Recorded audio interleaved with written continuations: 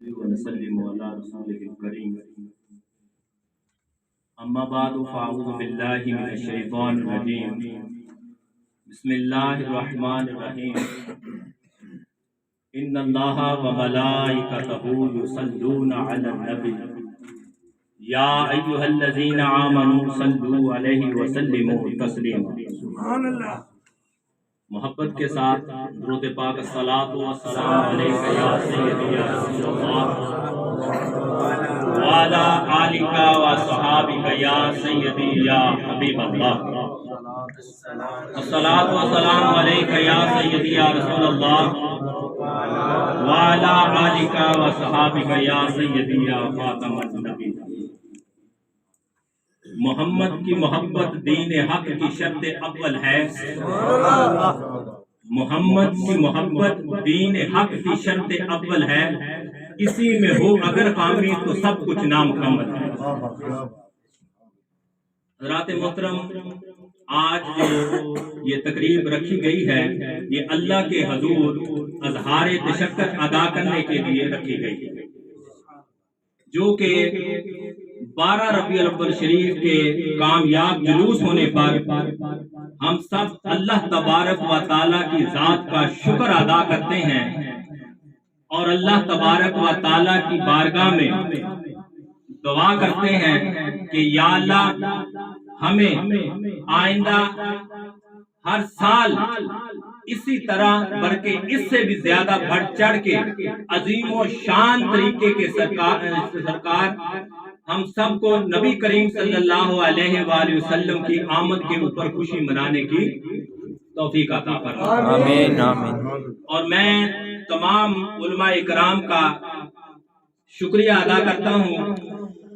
اور بالخصوص تاجدار ختم نبوت میلاد کمیٹی کے ممبران، میں سب کو سلام محبت پیش کرتا ہوں جو سارا سال یہ محنت کرتے ہیں، یہ کوشش کرتے ہیں اور خصوصی طور پہ جو علماء کرام ہیں یہ لوگوں کے دلوں کے اندر سرکار کی محبت کو اجاگر کرتے ہیں۔ تو اللہ تبارک و تعالی ہم سب کو اسی طرح مل جل کے سرکار کی آمد کے اوپر خوشی منانے کی توفیق عطا فرمائے۔ تو اسی موقع پر مجھے سرکار دو جہاں صلی اللہ علیہ وآلہ وسلم کا فرمان یاد آ گیا کہ نبی مکرم شفیع معظم جان دو عالم صلی اللہ علیہ وآلہ وسلم نے بہت ہی محبت بھرے انداز میں فرمایا تھا، بہت ہی پیارے انداز میں فرمایا کہ تم امتوں میں سے میرے حصے میں ہو، اور فرمایا کہ میں نبیوں میں سے تمہارے حصے میں ہوں۔ اللہ تبارک و تعالیٰ نے ہزاروں امتیں، اللہ تبارک و تعالیٰ نے ہزاروں امتیں پیدا فرمائی، لیکن فرمایا کہ تمام امتوں میں سے تم میرے حصے میں ہو، اور تمام نبیوں میں سے اللہ تبارک و تعالیٰ نے 1,24,000 کم و پیش انبیاء فرمایا کہ تمام نبیوں میں سے فرمایا کہ میں تمہارے حصے میں ہوں۔ کس پیارے انداز میں سرکار نے فرمایا کہ تم میری امت ہو اور میں تمہارا نبی ہوں۔ تو حضرت موسیٰ علیہ السلام تورات کا مطالعہ کر رہے تھے، تو اس میں لکھا تھا، پڑھا کہ ایک ایسی امت آئے گی، ایک ایسی امت آئے گی جو نیکی کا ارادہ کرے گی، نیکی کا ارادہ کرے گی اور کسی وجہ سے وہ نیکی کر نہ پائے گی، نیکی کا ارادہ کرے گی تو کسی وجہ سے وہ نیکی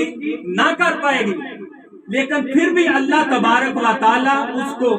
ایک نیکی کا ثواب عطا فرماتا ہے۔ تو پھر بھی اللہ پاک اس کو ایک نیکی کا ثواب عطا فرمائے گا اگر وہ نیکی کر لے، اگر وہ نیکی کر لے تو پھر اللہ تبارک و تعالیٰ ایک نیکی کا نہیں بلکہ 10 سے لے کر 700 تک اللہ تبارک و تعالیٰ عطا فرمائے گا۔ نعرہ تکبیر، نعرہ رسالہ، نعرہ تحقیق، نعرہ حیدری۔ تو اللہ تبارک و تعالی 10 سے لے کر 700 تک وَإِنَّ اللَّهَ عَلَىٰ كُلِّ شَيْءٍ قدیر ہے، چاہے وہ 700 سے لے کر 7 لاکھ دے 700 کر دے، یہ اس کی شان ہے، لیکن فرمایا اگر وہ ارادہ کرے گی تو پھر ایک ہی ضرور ملے گی۔ حضرت موسیٰ علیہ السلام نے بڑا اللہ تعالیٰ کی بارگاہ میں عرض کی، اللہ تبارک و تعالیٰ کی بارگاہ میں عرض کی کہ یا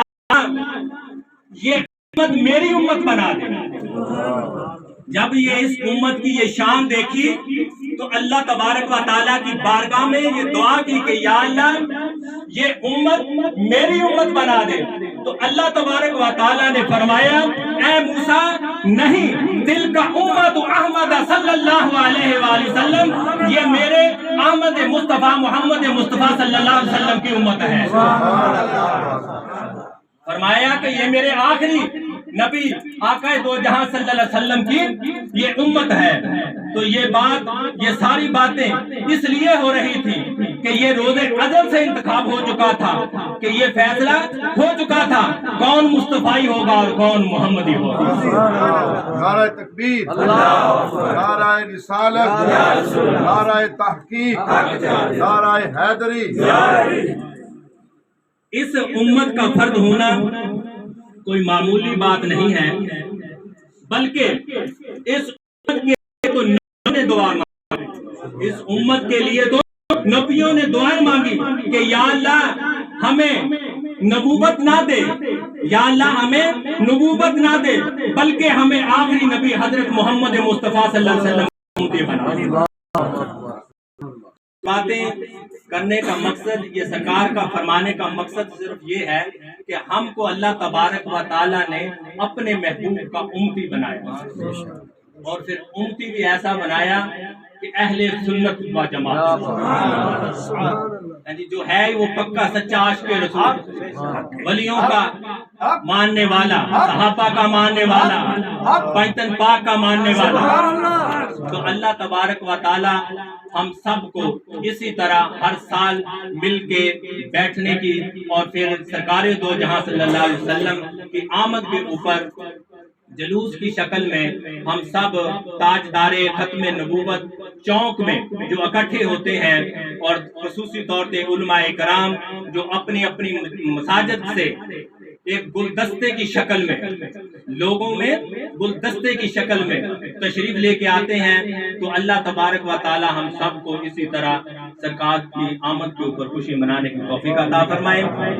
اور آج ہم علماء کرام کی دستار بندی کریں گے اور تمام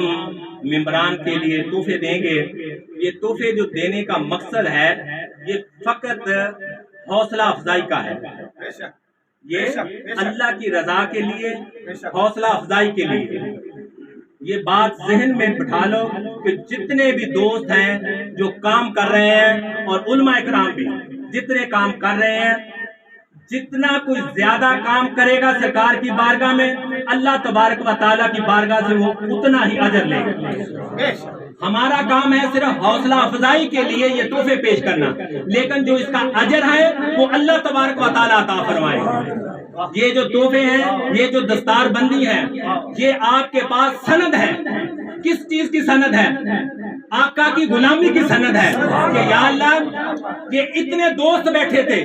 اتنے علماء کرام بیٹھے تھے جن کے اندر میری دستار بندی ہوئی، یہ مجھے تحفہ دیا گیا۔ یہ تحفہ کچھ سالگرہ کا نہیں ہے، یہ تحفہ کچھ شادی کا تحفہ نہیں دیا جا رہا، یہ بلکہ سرکار دو جہاں صلی اللہ علیہ وسلم کی محبت میں دیا جائے گا۔ تو یہ قبر میں بھی، حشر میں بھی یہ آپ کو کام دے گا۔ یہ آپ کے پاس سند ہے اس چیز کی کہ ہم پکے سچے عاشق رسول ہیں، اور یہ سب ایک دوسرے کے گواہ بن جاؤ کہ یا اللہ یہ ہمارے سامنے یہ تحفے دیے گئے ہیں۔ تو اللہ کرے ہم سب کو اسی طرح یہ سرکار کے میلاد میں مل کے خوشیاں منانے کی توفیق عطا فرمائے۔ اب آپ کے سامنے علماء کرام کا نام لیا جائے گا اور آپ کی دستار بندی ہوگی، تو اللہ تبارک و تعالی اپنی بارگاہ میں ہماری حاضری قبول و منظور فرمائے۔ وآخر دعوانا الحمدللہ رب العالمین۔